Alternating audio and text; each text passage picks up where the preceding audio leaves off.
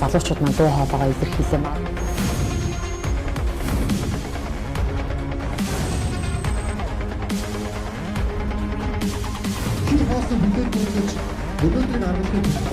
Манай телевизийг хүлээн авч үзэж байгаа үзэгч та бүхэндээ баярлалаа.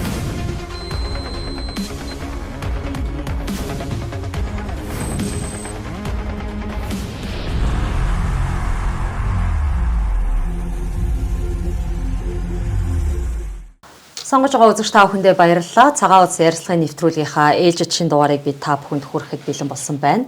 За Америкийн нэгдсэн улсын 47 дахь ерөнхийлөгчийг сонгох сонгуулийн үйл ажиллагаа болоод дууссан. За энэ хүрээнд сэдвээр бид ярилцахаар зочноо оролцуулж байна. Энэ удаад надтай ярилцахаар Евразийн стратеги судлалын хүрээлэнгийн захирал Буян цогтой уригдсан байна. Урилгыг мань хүлээж авсанд баярлалаа. Баярлалаа. За 47 дахь ерөнхийлөгч Трамп сонгогдлоо. Гэтэ тэрийг ерөнхийлөгчийн албан тушаалд аль бие ёсоор баталгаажиж суух уу, суух уу гэдэг асуултын тэмдэг эд одоо манай хэвлэлүүдээр бичигдэж байгаа шиг байна л та. Тэгэхээр Дональд Трамп гэдэг энэ хүн өөрөө Америкийн улс төрийн тавцан дээр дэлхийн одоо засаглалын байр суурин дээр яг ямар үзэгдэл болж гарч ирж байгаа юм бэ? Хоёр дахь удаага ерөнхийлөгчөөр сонгогдож байна. За тэгэхээр Трамп гэдэг энэ том үзэгдэл тэгэхээр ямар учиртай юм хэрэг ерөнхийдөө өнөөдрийн хүртэл одоо цэцгэлэн хөгжиж ирсэн даяарчлал гэдэг том үзэгдэл байна шүү дээ. Тэгэхээр даяарчлалын эсрэг гарч ирж байгаа хүн гэж хэлж болно. Тэгэхээр даяарчлалын эсрэг нь юу гэхээр зэрэг үндэсний үзэл тулгуурласан одоо улс төр эдийн засгийн бодлого гэсэн үг. Националист хүн байна. За Америкийн нэгдсэн улсад энэ национализм яагаад ингэж одоо олонний анхааралд орж олонний дэмжлэг авах ёстой болов гэдэг асуулт гарч ирнэ. Тэгэхээр энд бас гүнзгий тийм шалтгаан байна. Одоо хүмүүс гайхаж магадгүй сүүлийн одоо 45 бараг 50 жилийн туршид Америкийн нэгдсэн улсын ажиллах хүчний одоо ажилчдын дундаж давхаргын цалин хөлс ерөөсөө нэмэгдээгүй. Одоо бараг хагас 100 жил байна шүү дээ. 40 гаруй жил. Тэгээд ажил олдох нь бага болсон. Өөрөлдвөл ажиллах хүчин байгаад гэдэг нөгөө цагаан арчтай хүмүүсийн чинь амьдрал уламд ордоод байдаг. Цагаачд орж ирээд байдаг. Тэгээд ажлын хөлс нэмэгдэх нүтгэл багасах хандлагатай. Тэгээ ажлын байр гадагшаагаа гараа явуулсан. Тэгэхээр энэ бол даяарчлалын одоо хамгийн түрүүн одоо үзүүлдэг үзэглэл дээ. Даяарчлал болоод дэлхийн нэгдэхээр чинь хаана л одоо хямд ажлын хүч байна, аялах хүч байна. Тийшээгээл одоо компаниуд үйлдвэрээ байгуулад яваад байдаг. Тэгэхээр энэ нөхцөл байдалд Америкийн нэгдсэн улс сүүлийн 40 гаруй жил нэрвэгцсэн гэсэн үг. Ингээд хүмүүсийн амьдрал дордоод эхлэхээр зэрэг бухимдал ихсэн гарцаагүй. За ерөнхийлөгчнөр сонгогдоод л олон юм амлаад байдаг. Ерөөсөө амьдрал сайжрахгүй байсан юм тал. За тэрнээс гадна бас нэг зүйл байна. Энэ нийгэм дотор нь бас том хуваагдлууд өссөн. За та нар сонссон уу юу? Обама гэдэг ерөнхийлөгч байлаа. За Обама, Клинтон энэ хүмүүсийг болохоор шинэ коммунистууд гэж нэрлэдэг болсон. Тэд нар нь тийм бодлого явуулдаг. Тэгээд нийгэм дотор нь одоо тийм коммунист маягийн хит зүүнний тийм үзэлт одоо BLM гэдэг юм уу одоо олон янзын хөдөлгөөнүүд LGBTQ гэдэг юм уу энэ олон хөдөлгөөнүүд үүсээд бас одоо нөгөө эдийн засгийн хүндрэл дээр нэмээд үзэл санааны соёлын тэр хуваагдлуудыг бий болгосон. Энэ олон хүндрэлүүдээс гарахын тулд Америкийн нэгдсэн улсын нийгэмд улс төрд янз бүрийн одоо орлогууд одоо хийж байгаа боловч тэр дандаа буруу тийшээ. Магадгүй тэр хийж байгаа нэрийдлэр одоо олон янзын одоо бодлого хөдөлгөөнүүд хийсэн тэр нь одоо бүтэлгүүтэд байгаа юм. Ингээд энэ одоо нөхцөл байдал дээрээс Америкийн нэгдсэн улсын сонгогчид тийм националист үзэлтэй улс төрчийг одоо дэмжиж Трамп гэдэг хүнийг гаргаж ирсэн. Учиртай. Тэгээд Трампыг бол ерөөд нь хэлэх юм бол консерватив үзэлтэй гэж хэлж болно. Одоо даяарчлалын эсрэг либералуудын эсрэг байр суурьтай Америкийг нэгдүгээр тавина. Америкийн ачаал сонирхлыг нэн тэргүүн тавина гэдэг ийм гол үрээтэй. Ингээд энийгээ тойрсон л бодлого яриад байгаа юм шүү дээ. Тэгэхээр Трамп түүний одоо идэр залуу насны үеийн баримталжсэн улс төрийн бодлого анханасаа ийм байсан уу? Эс бөгөөс цаг цагаараа байдгүй, цахилдаг хөхөөрөө байдгүй гэдэгтэй адилхан тухайн цаг үедээ нэхэгдэж байгаа илүү их орон зайг тэлэх боломжтой тэр үзэл баримтлалыг мань хүн сонгож хэрэгээр үүнийг өөрийн үзэл баримтал болгож ярьж гинүү гэдэг дээр та юу гэж хардаг? За анханасаа одоо тэр хүний мөн чанарын хувьд ер нь консерватив талтай хүн байна л. Одоо хар залуугасаа л одоо цэцэрлэгт одоо зөөгт өөрийнхөө машинтай сургуульд одоо лимузингаар хөргүүлдэг тийм баян одоо гэр бүлийн хүүхэд тийм ээ. Тэгээд Нью-Йоркийн одоо уугуул. Тэгэхдээ манайр хар багасаа л одоо ядуучууд борчуудын дунд амьдардаг өөрийнх нь характертэй. Тэгээд тэр хэдэн одоо арын гудамжны залуучуудтай нийлчээл тэгээд тэр дээд давхаргын одоо нийгмийн одоо тэр баячуудын эсрэг ингээд үзэл суртал. Та тэгээд нөгөө хэдийгээр давуулсан ингээд нэг жоохон сахилгагүй тийм. Гэхдээ маш авьяастай толгойтой тийм залуу хөөхд байсан бай. Тэгээд ерөөсөө өсөх наснаас ахуулаад одоо эдгээр нас хүртлээр бизнес хийгээд ингээд явахдаа дандаа амжилттай явж исэн. Тэгээд ерөнхийдөө тэр нэг нийгмийг авч явдаг тэр элит давхаргыг бол ингээд хажуунаас нь харж шүүмжилдэг ийм этгээд байсан бай. Ахлах сургуульд орох, дунд сургуульдаа ингээд сахилгуудад болохгүй болохоор аав нь хүүхдээ Тэнгисийн цэргийн ахлах сургуульд оруулсан байна. Тэнгисийн ахлах сургуульд ороод ирээсээ шууд онц гарамгаа сураад нөгөө санаж нөгөө төгсөлтийн баяр болоход нэг юм сэлэн барьсан юм командлагч одоо сурагч байдаг шүү дээ. Тэгэл сургуулийн захирлын өмнө очиод ингээд ихтгэл тавьдаг. Тэр чинь Трамп бол тийм дүрд байжсэн баг. Тэгээд зэрэг багасаа юм авьяастай тэгээд ерөнхий үзэл нь бол тийм консерватив талдаа явж исэн юм байл. Дээр үеийн одоо залуу бизнесмен байхдаа ярьж исэн одоо үзэл санаанууд нь одоо ч гэсэн гарч идэг. Тэгэхээр ерөнхийдөө тийм. Гэхдээ бизнесменийн хувьд бол 2 намд хоёуланд нь мөнгө хандуулдаг. Арчилсан намд нь илүү их хандив өргөж исэн тийм хүн байна. Тэгэхээр сүүлийн үед ингээл аль нам руу н орох вэ гэдгийг харж байгаа шийдсэн болж таарч байгаа. Гэхдээ аль ер нь бол прагматик тийм хандлага байгаа. Гэхдээ мөн чанараараа бол тийм консерватив талын хүн юм байна гэж би ойлгодог. За зарим нэг манай нүүр номд сошиал орчинд, цахим орчинд өөрсдөө инфлюенсер гэж тоцтоод байгаа хүмүүсийн олон нийтэд хүргэж байгаа нэг мессеж байна л да. Энэ нь юу гэхээр тэр одоо Америкийн ерөнхийлөгчийн сонгуул хинт хамаатай, тэр Израиль Палестины хоорондох асуудал хинт хамаатай. Бид нар ерөөсө доторх асуудлаа л яриач ээ. Тогоон доторхоо ярьж чадахгүй ээжж хил даваад гараад яриад ах юмаа гэд ийм агуулгыг их түгээгээд байна л да. Тэгэхээр Америкийн ерөнхийлөгчийн сонгуул, ялангуяа энэ ерөнхийлөгчийн сонгуульд барьж орсон одоо урайлга лооцонгоос ахуулаад дэлхийн хэмжээний нөхцөл байдал, дэлхийн засаглалын дэг журамд ямар өөрчлөлт орох гэж байна вэ гэдгийг бид чимээлэх ер нь зүй усны шаардлага байна уу байхгүй юу? Байна. Тэгэхээр Америкийн нэгдсэн улс бол дэлхийн жанилагч бүрэн.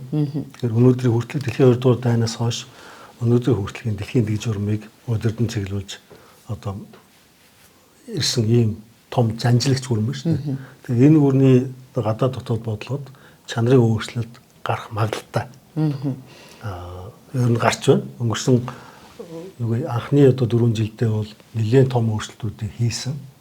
Харамсалтай сонгуулаа луур дуусан гэд яриад байна шүү дээ. Луур дуусан нь бол бас ортой. Яг таг тогтооцоогүй ч гэсэн тийм байх магадлал маш өндөр. Тэгээд энэ 4 жилд тэр нь бас ортой байсан учраас одоогийн ялтыг том ялт байгуулж байна. Тийм ээ. Өмнөх 4 жилийнхээ бодлогыг дахиад шинжилээд ингэж явуулах юм бол бидний дэлхийн амьдралд бол томоохон өөрчлөлтүүд гарч манай улсын гадаад дотоод бодлогод нөлөөлнө гэж бодож байгаа. Жишээлбэл түрүүн би ярьлаа. Одоо неоконсерватив бодлогыг эсэргүүцэж тийм ээ. Тэр хэд даяарчлалын үзэгдлийг одоо эсэргүүцсэн энэ бодлого нь манад бол яг тэрний эсрэг юм явж байгаа нь хачирхалтай. Тэр дэлхийн том урсгал дэлхийн хаашаа явж гэнэ гэдгийг Америкийн нэгдсэн улсын сонгуулиас харж болно тийм үү. Тэрийг бид одоо харах нүдтэй байхгүй бол өөрсдөө дотоодынхоо бодлогыг буруу явуулна. Тэрний бодлыг зөв бурууг ялгаж чадахгүй болчиход байна л да одоо тийм ээ. Одоо ингэ харахад бол одоо Америкийн нэгдсэн улсын 70-аад онд хэрэгжүүлжсэн юм өнөөдөр манайхан ярих гэдэг эрчим хүчний либерализм гэдэг яриад байгаа чинь одоо 40 жилийн өмнөх Америкийн бодлого ярих гэдэг шүү дээ. Тэр явахгүй манай ард түмчийг мэддэг болцсон тийм ээ. Дональд Трампын сонгуулийн ураа анхаарал их татчихлаа л да. Аюулгүй Америкийг бүтээнэ гэдэг. Гэтэл өнөөдөр дэлхийн одоо тавцан дээр геополитикийн орон зайд хамгийн их аюул занал хийлэл ихтэй бодлогыг тулган хэрэгжүүлж байгаа гүрэн бол өөр Америк.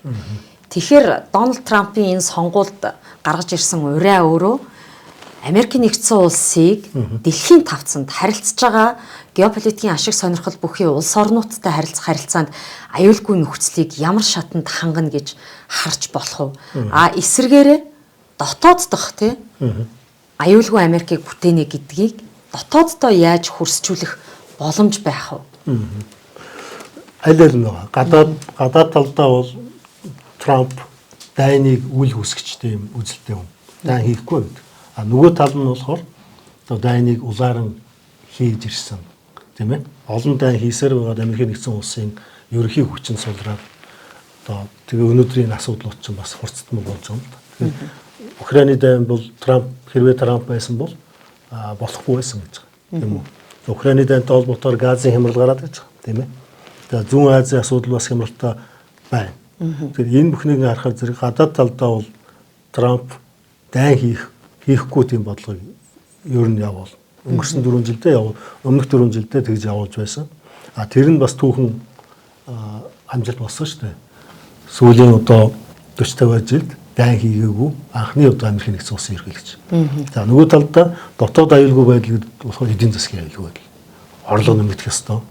За бас нэг зүйл бол дөрвөгчдийн асуудал. Одоо цагаачдын асуудал. Даяарчлагч хүчнийх нь болохоор яг хөө дайныг нэгдүгээрт дэмжин, хоёрдугаар цагаачдын урсгалыг чөлөөтөө тавина. За энэ нь Америкийн нэгдсэн улсын дотоод эдийн засагт нь одоо богино хугацаанд маш хортой тусч байгаа. Цагаачлал гэдэг бол урт хугацаанд өөр үр дүн гарч болно л доо.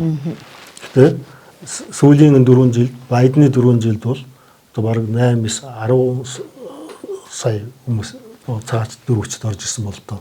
За тэр нь ямар хор нөлөө үзүүлэх үү тийм ээ? Яг өнөөдрийн энэ хүндрэлтэй байгаа эдийн засгийг уламжлалд ордуулж байгаа. Дээрээс нь тэр цагаачдыг дагаад хар тамхи одоо гэмт хэрэгтнүүд гэдэг ингээд муу үзэгдлүүд улам нэмэгдэж байгаа учраас Америкийн нэгдсэн улсын сонгогчдын бухимд бол ер нь их болсон гэсэн үг.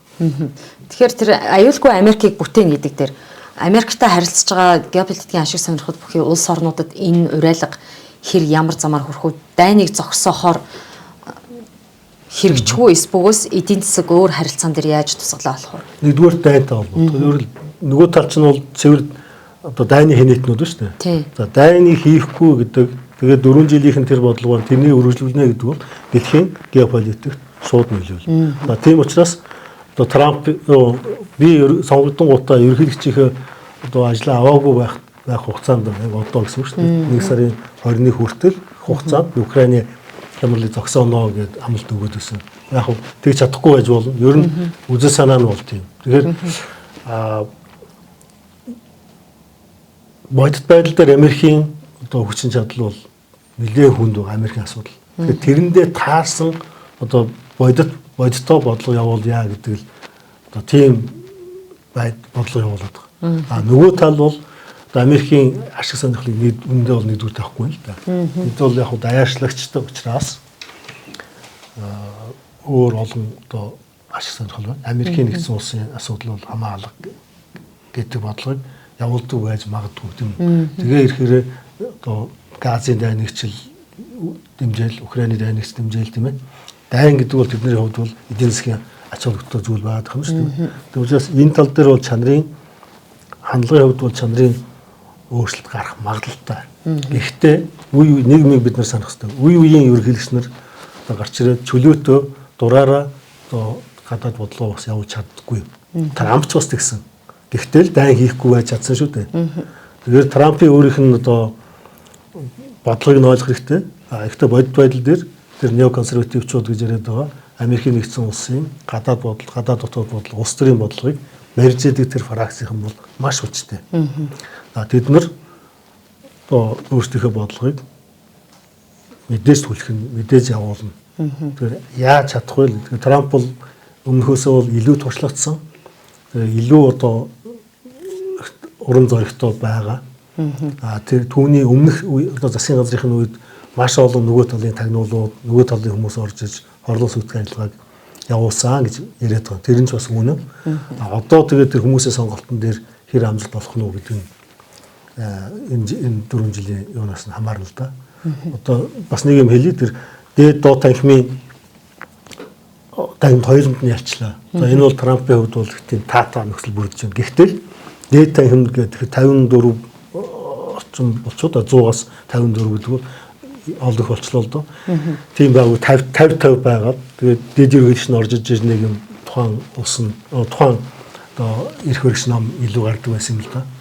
Гэтэл тэр 54 дотор чинь Rhino гэдэг Republican name only гэдэг зөвхөн нэр төдий Republican дүрээ усгсан одоо бүгд найрамдах намын гишүүд олон байдгийг. Тэгвэл манайхаар бол манан баггүй.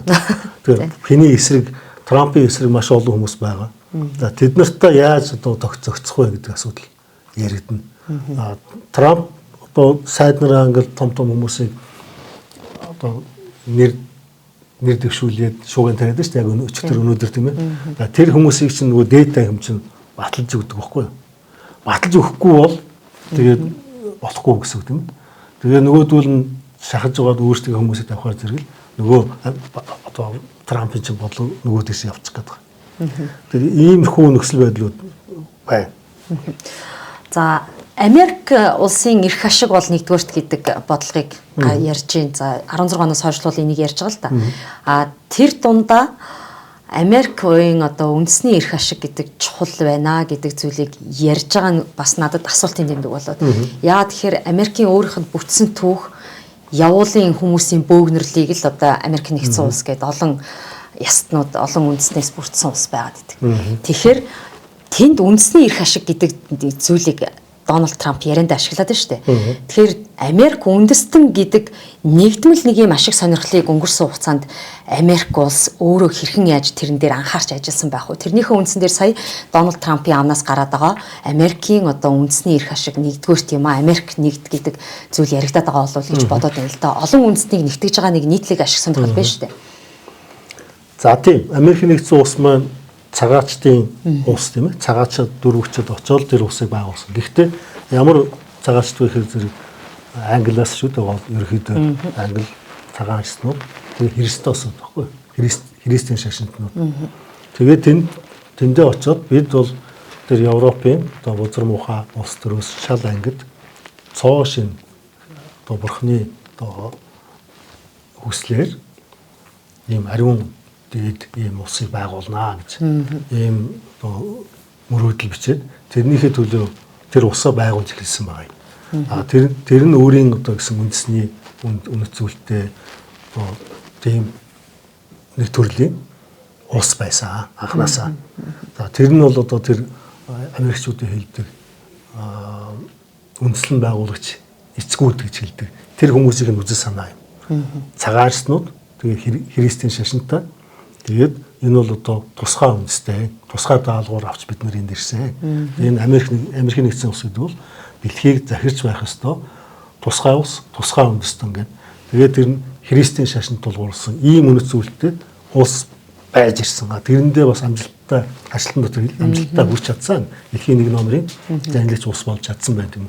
Гэтэл ингээд явж иртэл нөгөө неолиберализм гэх мэт үзэгдлүүд нь гарч ирээд даяарчлал руугаа хит яваад ингэсэн чинь өнөөдөр Америкийн нэгдсэн улсын тэр суур одоо үн чанар нь байхгүй болж ирсэн байна. За тийм учраас Америкийн нэгдүгээр тавь Make America Great Again гэдэг шүү дээ. Америкийг агуу Америкийг дахин бүтээнэ гэдэг байгаа нөгөө тэр эхнийхээ үзэл санаа, анхныхаа үзэл санааг яриад байгаа. Тэр рүү явна гэсэн. Христийн шашинтнууд нь цөөнх болсон. Англо-саксон гэдэг нь цөөнх болсон. За жүүдийн лобби гэдэг юм бол маш хүчтэй байна.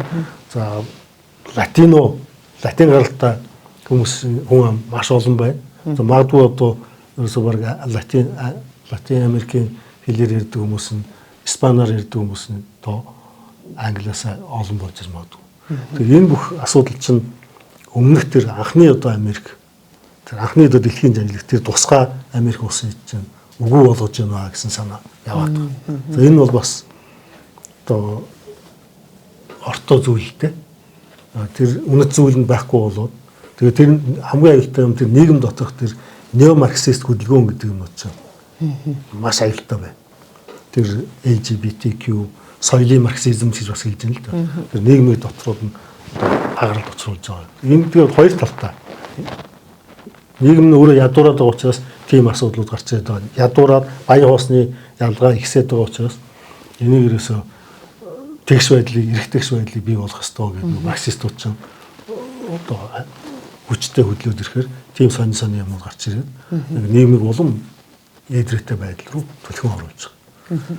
Яагаад энийг танаас асууж байна гэхээр бид Америктэй өөрсдөө харьцуулах юм бол нэг үндэсний улс байгаа тийм. Тэгэхээр ийм байж байгаа хэрнээ бид үндэсний эрх ашиг гэдэг зүйлийг, үндэсний үзэл гэдэг зүйлийг өөрийн одоо амьдралын гэдэг юм уу хувь хүн дээр үзэхэд амьдралын гол чиг жанжаа суган болгох ийм нөхцөл байдал бол дутагдaltaй байгаа байхгүй. Тэгэхээр Америк өөрөө анх байгуулагдах үеэсээ ямар одоо ашиг сонирхлын дор бид зангилагдаж агуу Америк гүрнийг бий болгох юм бэ гэдгээ тунхагласан байдаг. Гэтэл бид тунхаглах шаардлагагүйгээр өв соёл үүх түүхээрээ бол нэг үндэстэн гэдэг нь баталгаатай байгаад байгаа хэрнээ үндэсний үзэл гэдэг зүйл бол цөөнхийн үзэл санаа юм шиг үзэгддэг болчиход байна шүү дээ. Тэрийг ярьсан хүн гаж буруу урсгалын хүн болчих гээд байдаг. За энэ маш чухал асуулт. Тэгэхээр тусгаар улс гэдэг бол өөрийнхөө л хүчинд дулдуулж, өөрийнхөө л үзэл санаанд дулдуулж амьдрах ёстой. Одоо өөрийнхөө одоо улсыг улс шиг байлгахын тулд зөвхөн өөртөө л найдах ёстой. Арчлал одоо юу гэдгийг даяарчлал гэдэг ингээд ийм бүх дэлхийд даяар хаач одоо тохирох тийм универсал одоо үзэл санаа үнэт зүйл гэдэг юм бол байхгүй. Байхгүй гэдэг нь бол одоо өнөөдрийн дэлхийн үйл явдлаар нотлогдож байна. Тэгээ Монгол улс бол одоо өөрийнхөө одоо үндэсний үнэт зүйлийг одоо дээдэлж тэрийгээ сэргээж батжуулж ингэж явах ёстой атал харин ч эсрэгээр нь одоо гадны үзэлд хит автаж үндэсний үзлээ одоо оогоорох тэр тал руу явж байгаа нь бол маш харамсалтай. Монголчуудад арчлалын үзэл санаа гэдэг юм анханасаа байсан, тэр уламжлал байсан. Магадгүй дэлхийн арчлал Монголоос авсан одоо юмнууд зөндөө бий дэлхийн арчлалд. Тэр бүхнээ ойлгож өөрсдийнхөө энэ нийгэм төр нийгмийг тэр үзлээрээ тэр түүхээрээ одоо бүтээх ёстой атал тэрний эсрэг явж байгаа бид нарыг өнөөдөр ийм одоо сулруулж байгаа, хүчин сулруулж байгаа, асуудалд оруулж байгаа нэг гол шалтгаан мөн шүү. Тэгэхээр нөгөө талаас бид Америк өөрийнхөө одоо явуулж исэн өмнөх олон зуун жил явуулж исэн даяарчлалын бодлогынхоо эсрэг байр сууриас одоо улс төр засаглалын бодлогыг хэрэгжүүлэх нөхцөл бол суурь нь бол ямар ч байсан бүрэлдэжлээ. Баг нь яаж бүрэлдэхийн, бодлого нь хэрэг хүчтэй байх уу гэдэг дараагийн асуудал баг. Тэгэхээр ямар ч байсан Христосын одоо баярын дараачаас эхлээд Америкийн нэгдсэн улсын баримтлах байр суурь бол өөр байх нэ, даяарчлалын бодлогынхоо эсрэг байх нь. Тэгэхээр нөгөө даяарчлалын бодлогыг глобалчлалыг хит хүчтэй дэмжин улаардаг либерал үзэл онол, тэр либерал үзэл онолыг тээгч манай дотоодын үзэл баримтлалнууд одоо хаашаа орох вэ, яах вэ? Дэлхий өөрөө даяарчлалынхаа эсрэг байр суурь дээр эргэж ирэх гэж байгаа болвол тэнд аль нэгэн улс өөрийн одоо эрх дураар тусгаар тайван амгалан оршин тогтнох нөхцөл байдлыг дор бүрний хэрхэн яаж хангаж ажиллах вэ гэдэг сонирхол татж байна л да.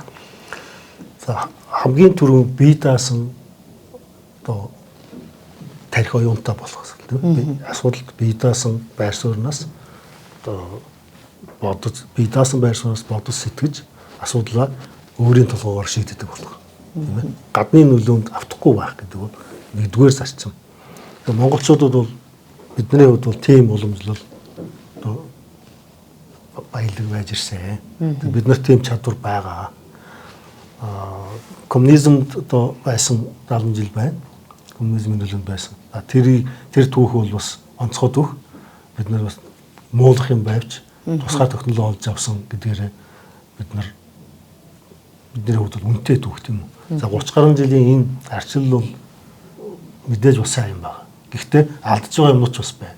Тэр ийм 100 жилийнхээ ядаж яны сүүлийн 100 жилийнхээ түүхэнд нэг зөв дүгнэлт хийгээд үндэсний үзэл гэдэг юм олж аваасаа. Би бол одоо хит одоо хөөрөгдөж нэг айхтруулын ярмааргүй л. Хамгийн гол нь бол өөрийнхөө толгоогоор л сэтгэж юмдаа хандах асуудал. Өөрийнхөө түүхийг одоо ойлгож тэндээс ухаарлуулж авч чаддаг баг. Тэр чадвар хамгийн чухал нь байна. Дэлхийн нийтийн болж байгаа үйл явдлыг зөв үнэлт дүн тэр үйл явдал зөв үнэлт дүнд өгч чаддаг болох нь маш чухал байна. Тийм үү? Одоо Трамп гэдэг үзэгдэл юу юм бэ гэдгийг та бүхэн хөндөд ирж. Энэ сэдв бол маш чухал. Манайд бол ингээд шууд ус байдлаар нөлөөлнө. Тэр ийм чадвар манай одоо улс төрийн удирдагч нарт эрхтэй байдаг. Харамсалтай гадны нөлөөнд хит автж ирлээ бид нар 30 гаруй жилийнхаа энэ түүхэнд. Тэнд хит итгэж ерөөсөө болохгүй. Арчил гэдэг маань жанжлагч гүрний нэг төрлийн зэвсэг байж ирсэн түүхтэй. Өнөөдөр ч гэсэн байсаар байна. Трамп одоо Украин бол одоо нэг тод жишээ. Арчил гэдэг одоо марл тэр улсыг одоо будаа болгоод хайчиж байна шүү дээ тийм ээ. Тэнд одоо улс байхгүй болсон. Гэх мэт. Тэгэхээр бид бол хөл дээрээ баттаа зогсохын тулд өөрийн бие даасан тэр үндэсний үзэл, тэр бодол сэтгэлгээ гэдэг юм аа тэр чадвараа л хөгжүүлэх ёстой. Орос улсын ерөнхийлөгч Владимир Путин Дональд Трампад утсаар баяр хүргэж мэдлэгээ илэрхийлснийхээ дараа Украин, Оросын одоо хоорондох асуудал дээр одоо ярилцах одоо хүсэл илэрхийлвэл татгалзахгүй гэдэг ийм санаа илэрхийлсэн байлээ л дээ. Тэгэхээр Украин, Оросын одоо байгаа нөхцөл байдал дээр Дональд Трамп цаашид Оросын улбаны улстай ямар төвшөнд стратегийн, геополитикийн одоо түншлэгчд байх вэ гэдгээ шийдвэрлэх нэг уулзалт болох байх. Нөгөө талд бүгд найрамдахтад ард улс гэд манай урд хөрштэй Оросын улбаны улстай барьсан байр сууриасаа бас өөр байр суурь барьж тухайн улстай хийх харилцаан дээр анхаарал хандуулж ажиллах байх л та. Тэгэхээр үндсэндээ бол та бүхэн мэдж байгаа Оросын улбаны улс бүгд найрамдахтад ард хоёр улс хэдийгээр том жанжлагч гүрний эсрэг нэг одоо эрх ашигын доор нэгдэж байгаа мэт харагдавч тэр хоёр бол аль аль нь тус тустай геополитикийн бас том гүрэн улсууд байгаад байна. Тэдний эрх ашиг бас тус тустай байна. Тэгэхээр энэ тохиолдолд Дональд Трампын манай хоёр одоо мөнхийн хөрштэй хийх баримталж ажиллах гадаад бодлогын харилцаа хандлага яг ямар шатнд байх бол яг нэгдсэн нэг жанжин шугам дээрээс хоёулын тань харьцна гэдэг бол байх боломжгүй л ах л да. За Трампын хувьд бол хятад руу чиглэсэн маш эрч хүчтэй тийм нэлийн хатуу ширүүнгиймэр тийм бодлого явуулахаар байна. Тэгж харагдаж байна. Өмнөх 4 жилдээ бас тийм байсан. Ерөнхийдөө Трампын үед бол Хятад Америкийн занжилын дайн гэх үү. Зинхэнэ ясаар хэсрүүд байна. Тэгсэн. За тэгэхээр тэр бол улам эрчимчгээр байна. За Байдены үед буюу даяарчлагчдын засаглалын үед Оросын хүчин зүйл нэмэгдсэн. Тэгэд Европт шин дайн үүсгэсэн. Тэд угаасаа дайны хинэтэн тийм дайны хинэтэ бодлоготой улс л та. За тэрийгэ үргэлжлүүлсэн. Гэхдээ тэд Оросдод энэ аллергитэй гэмээр бодлоготой даяарчлагчд бол. Тийм. Яг тэгэхээр Орос бол тэр даяарчлагчдын хэлсэн үгийг нь дагдаггүй юм байна л да. За өмнөд хөрш бол манай өмнөд хятад хөрш бол даяарчлагчдтай маш зузаан харилцаатай явж ирсэн. Ши Жинпин даргын үеэс эхлээд националист болоод төвөрчихсөн. Ингээд асуудал үүсэж байгаа. Даяарчлагч ба хятадын хооронд. Америк хятад хоёрын хооронд бол үндэстэн одоо хоёр одоо хүчрхэг бүрний хооронд үүсэх ёстой. Тэр одоо зөрчил аль хэдийн үүссэн. За энэ дээр бол Трамп бол националист төр бодлогоо явуул. Жанжлагч байр суурьтай шууд өрсөлдөж гарч ирж байгаа тийм их гүрэн юм. Хятад бол. Тэгэхээр зэрэг үүний хизээч одоо түүхээс ингээд үцгэл зэрэг англи зүгээр хизээч тийм боломжийг өөртөө ч устдаа олгодоггүй. 3 дугаар зэрэглэлийн их гүрнүүттэй нийлж байгаа. Энэ шууд өрсөлдөж гарч иж байгаа 2 дугаар зэрэглэлийн улсын англи зүгээр нь дарж авдаг ийм түүх маш олон удаа давтагдж ирсэн. За тэр утгаараа стратегичд юу гэж хэлдэг вэ гэхээр зэрэг Орос, Америк хоёр хятадын эсрэг нэгдэх магадлал өндрөө гэж ярьдаг л да. За тийм үзэгдлүүд, тийм одоо шинж тэмдэг бас илэрчил байгаа юм. Тэгэхээр Украины дайны хувьд Трамп ямар бодлого явуулах вэ гэхээр нэг авч хэлцэхгүй байна. Тэр яагаад тэгэхээр Трамп тэр Америкээс бол хол байна. Тэгээ тэр дайнд оролцоод баймаргүй. Ямар ч үр ашиггүй зардал гаргаж байгааг бол эрс шүүмжилж байгаа. Украины дайныг дэмжиж мөнгө өгч чадахгүй гэдэг бодлого зарлцсан. Тэгэхээр Украины дайн бол тэгсгээд шийдэгдэх баг. Тэгээ тэрийг бол яг үхээр Трамп одоо зууршлагч маягаар орж тийм үү. Яг өмнөх Америкийн нэгдсэн улс өдөөсөн дайн мөн л дөө. Өдөөгөө санхүүжүүлсэн дайн мөн. Тэрний тэр байр сууриас шал өв байр суур баримтлах учраас ерөнхийдөө тэгээд энэ дайныг зогсоох тийм бодлого руу явах баг. Трампын засгийн зас захиргааны хамгийн гол анхаарал хятад руу чиглэнэ.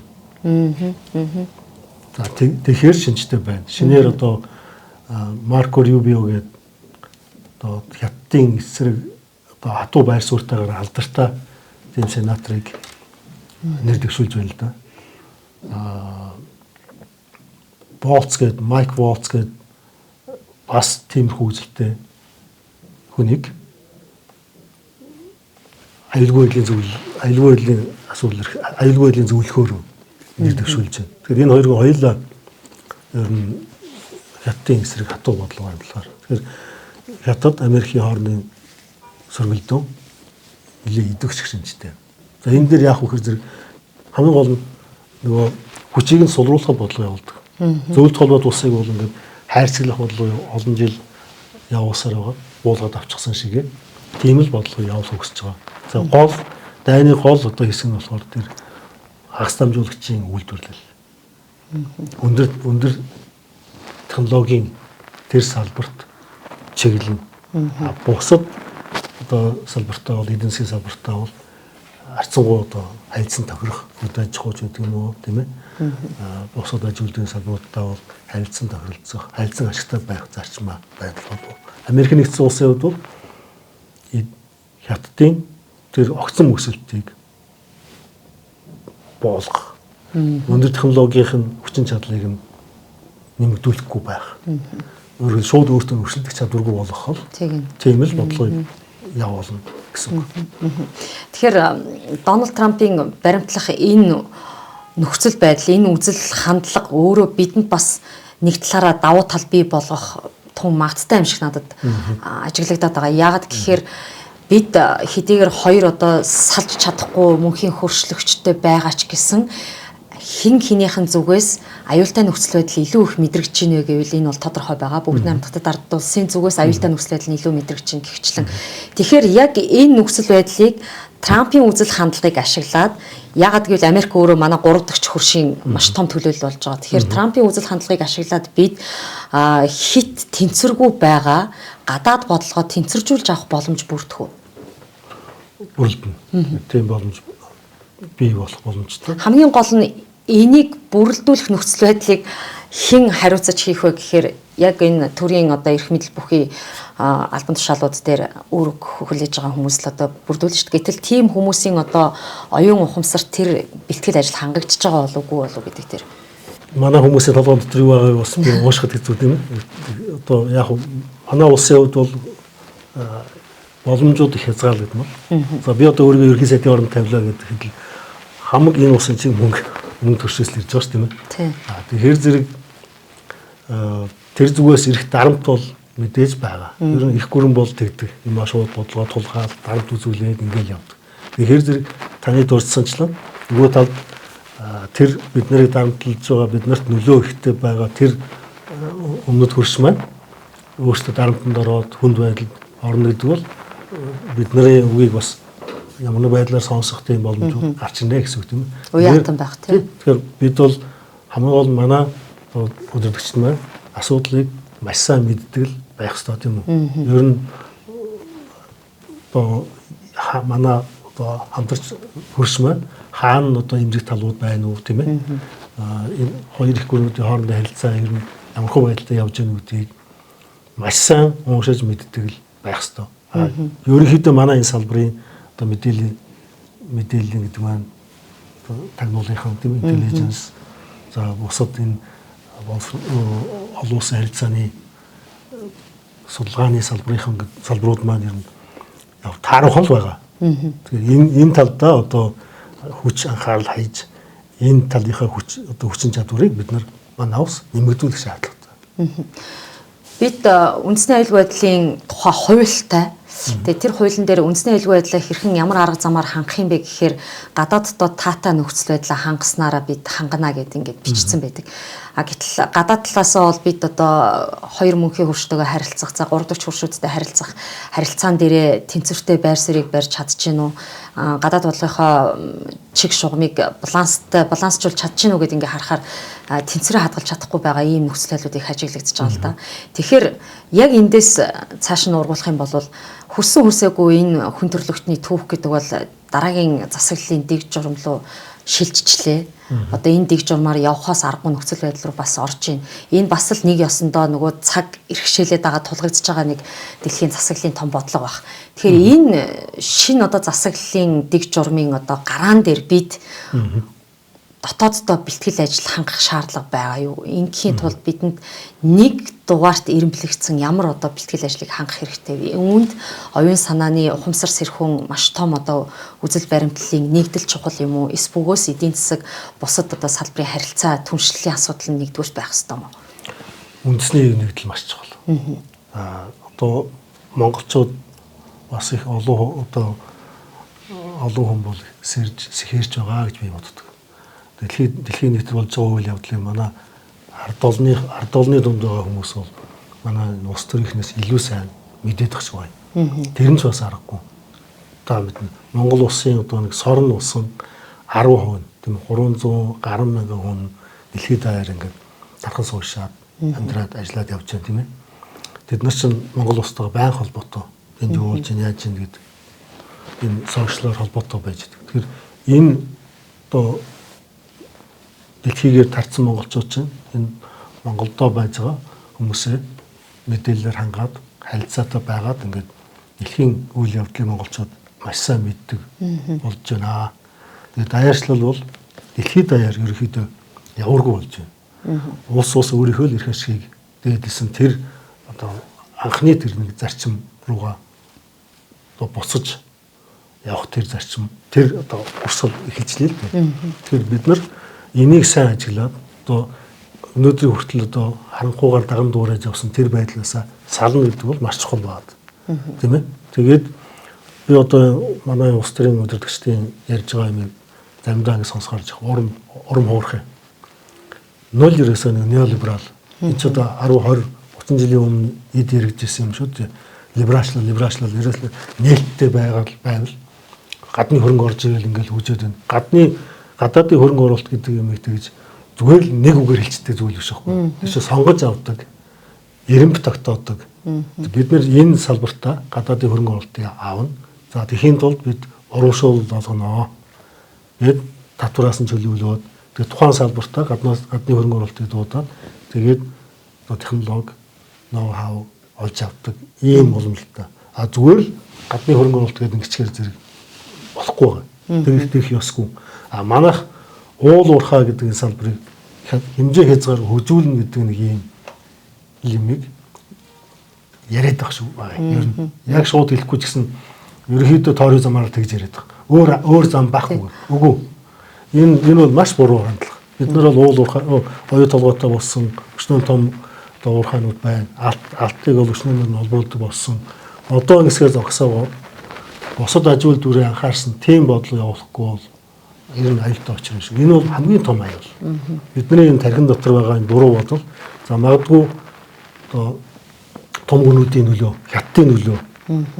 Энэ хятадын одоо хурган бизнесмэнүүд, том жижиг янз бүрийн бизнесмэнүүд тийм ээ орж ирээд алт ухдаг. За нөгөө төрийн компаниуд ч гэсэн бодлогоор одоо манайх руу дарамт үзүүлж лиценз авч уурхай эрхэлдэг. Энэ байдлаас бид нэр татгалзах ёстой. Уул уурхайн салбар гэдэг нь ерөөсөө цэвэр ард түмний мэдлийн салбар шүү дээ. Энэ хавийн ямыг л сайн анхаарах хэрэгтэй байна. Тэгэхээр таны яриан түрүүнд дурдагдлаа ингээд нээлттэй байгаа л цацаад л байх юм бол бид хөгжих гээд байгаа юм шиг. Гэвч эргээд улс орнууд бол дотоод руугаа хуримтлуулах, дотоод нөөц боломжоо өсгөх гэдэг зүйл рүү илүү их төвлөрч байна. А бид бол гадагш нь ингэж сул чөлөөтэй асгахад л их анхаарат байна шүү дээ. Тэгэхээр эндээс юу гэж асуух чинь гэхээр хүссэн хүсээгүй бид геополитикийг уншиж чаддаг байж ийж сая ашиглаж байгаа, ухаж олборлож байгаа баялгаа хэдий хэр хугацаанд эдийн засгийн эргэлтэнд оруулж хэдэн жилийн улс орныг тижээх вэ гэдгийг харьцуулж одоо дүн шинжилгээ хийж иж тооцоолол гаргадаг байх ийм зайлшгүй чадвар бол манай одоо төрийн эрх мэдэл бүхий субъектийн нөхдүүдээс бол шаардагдаж штэ.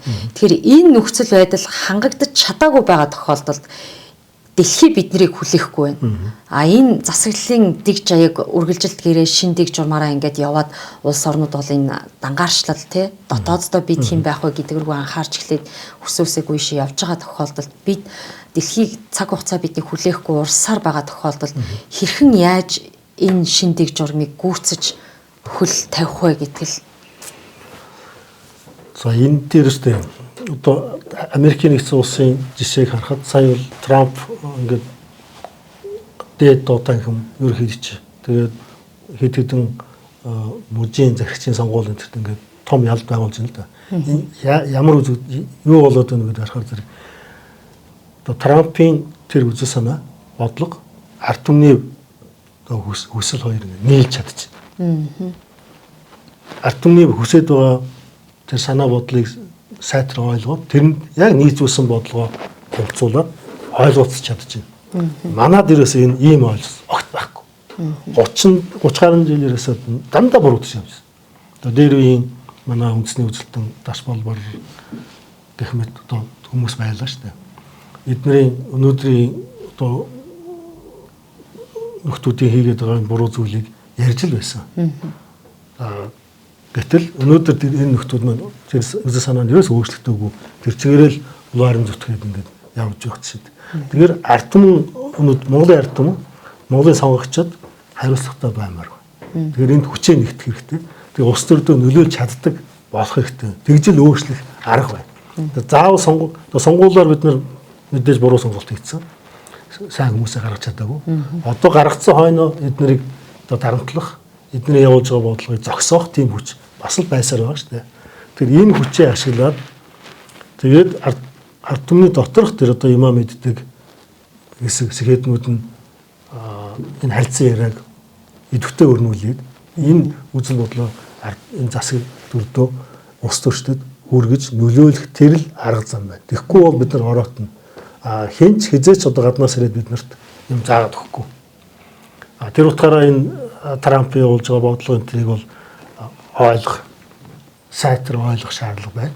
За Трампын эдийн засгийн бодлого дээр ганц хоёр зүйл хэлэхэд өнгөрсөн 4 жилдээ миний хүн гол зарчим нь шүү дээ. Ажлын байр бий болгоно.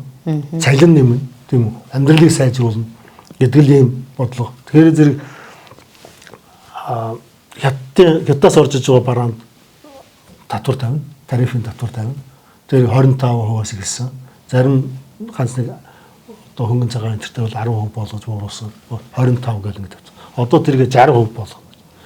Тэгэхээр зэрэг дотоодын үйлдвэрлэлийг дэмжинэ гэсэн. За компаниудын одоо аж ахуй нэгжийн орлогын татвар манайхаар бол тэрний 35% байсныг 21 болгосон. Өнгөрсөн 4 жилдээ. За одоо тэрнийг 15% болгоно гэж. Тэгэхээр татварыг 35 гээд өндөр байлгасан дээр 10 хэд болгоод тэгээд татвар авах тэр хэмжээгээ хүрээгээ ихсгэхлээр зэрэг нийт орлого нь татврын орлого нь нэмэгддэг нэг парадокс байдаг юм лээ. За тэр зарчмаар явж Оросын улмын ус бас Путин бас тийм бодлого одоо цагтаа явуулж ирсэн. 17% байна уу да. Тогтоож ирсэн санагдаж. Гэх мэт ингээд бизнесээ дэмжих, аж үйлдвэрийн салбаруудаа дэмжих ийм бодлогыг альва улс гүрэн одоо хамгийн түрүү явуулдаг. Манайд тийм бодлого нь байхгүй байдаг. Энэ уул уурхай чинь биш байхгүй юу? Уул уурхай чинь аж үйлдвэр биш шүү. Энд чинь шал өөр зүйл. бусад аж үйлдвэр, уул уурхайн бус аж үйлдвэрийг хөгжүүлэх тийм бодлого бүр ингээд ерөнхий сайдаас, ерөнхийлөгчөөс бүр ингээд цаанаас нь ийм том хүсэл байж ижил энэ улсын аж үйлдвэрийн салбарууд хөгжих юм байна. Та тухайн ярилцах цаг дуусахад өгч чинь. Тэгэхээр миний зүгээр юу гэдгийг ингээд бодож явдаг туйлын хүслэн юу гэхээр яагаад геополитикийн бодлого гэж дэлхийн тавцан дээрх улс орнууд инх тайванчаар урт удаан хугацаанд тэнцвэртэйгээр оршин тогтнох боломж байдгүй юм бэ. Тэгэхээр яг ийм тэнцвэртэй урт удаан хугацаанд оршин тогтнох амьдрах чадал бүхий геополитикийн бодлогыг явуулж исэн улс гүрэн байна уу? Трампын баримталж байгаа энэ үзэл хандлага өөрөө магадгүй ирээдүйд 1,000 жилд дэлхийн хүн төрлөختөн айх айцгүй аюулгүйгээр жамаараа амьдраад жамаараа мөхдөг тийм одоо засаглалынхаа хэлбэр рүү шилжих эхлэл байх боломж байх уу? За юутай ч гэсэн өнөөдрийн хүртэл ингээд нэг 50 гаруй одоо 45 оноос хойш гэдэг чинь одоо 80 хэдэн жил үү тийм оршиж ирсэн энэ ийм дэлхийн дэг журам бол өөрчлөгдөж байна. За ямар хөө дэг журам руу явах уу гэдэг бол хэлж мэдэхгүй. Гэхдээ таамаглаж болно.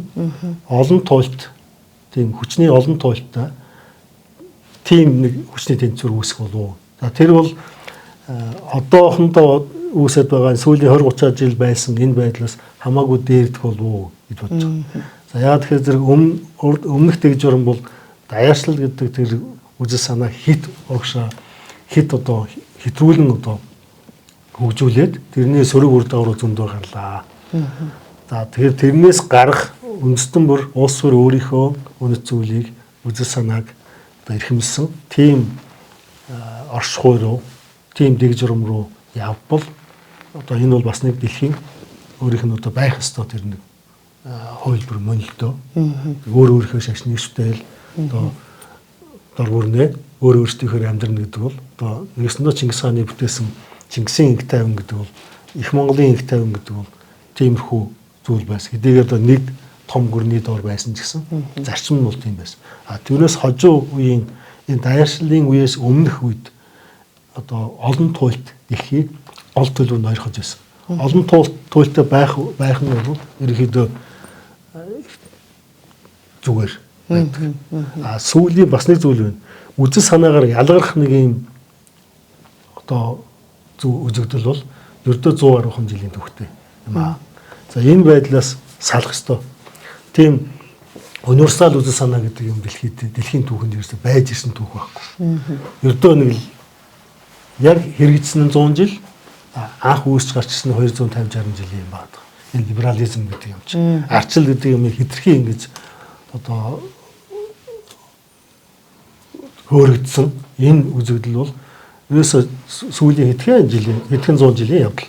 Энэ байдлаас салах үзэгдэл өнөөдөр явж байна. Тэгэхээр энэ бол их том дэвшил гэж бодож байгаа. Тэгэхээр Монгол улс бол өөрийн бие даасан тэр оюун сэтгэлгээ гэдэг юм руу олж авах тэр цаг үе ирж байна.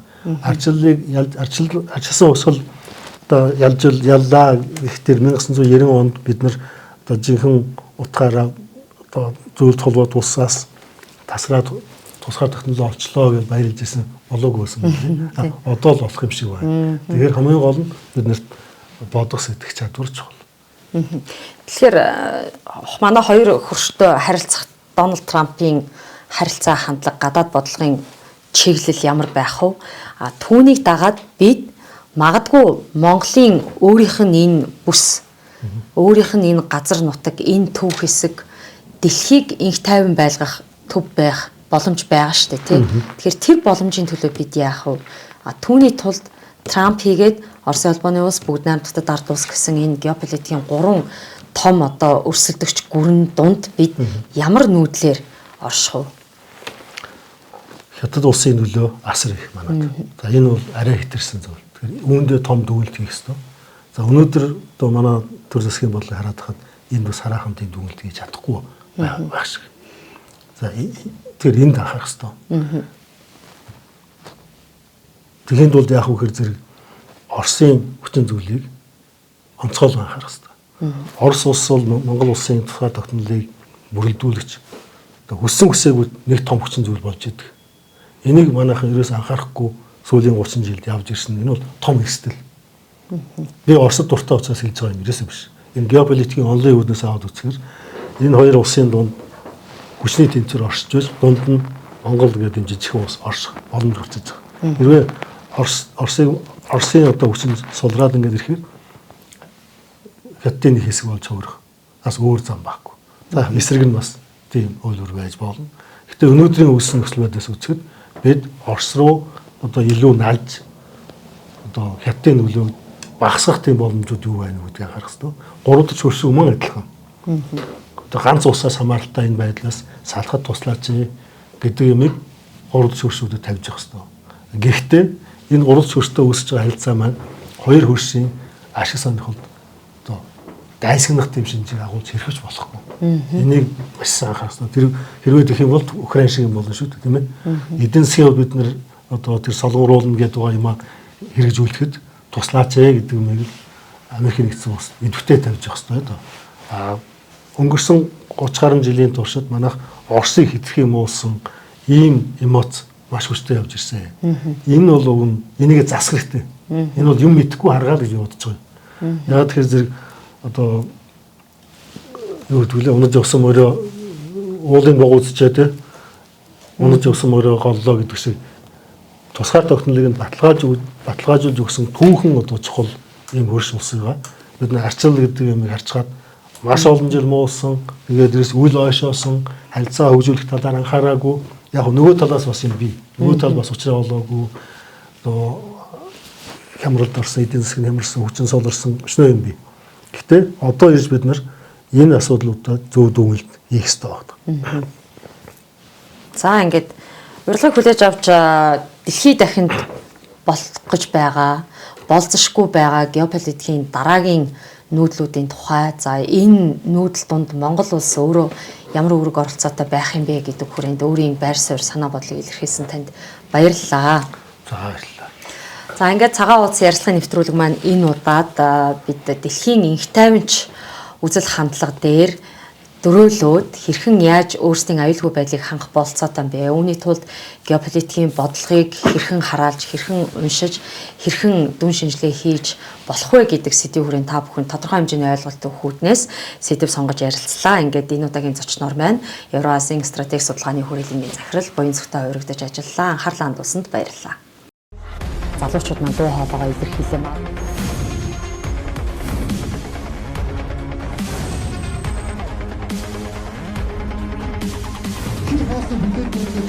Өнөөдрийн аргалыг хүлээн авч үзэж байгаа үзэгч та бүхэндээ баярлалаа.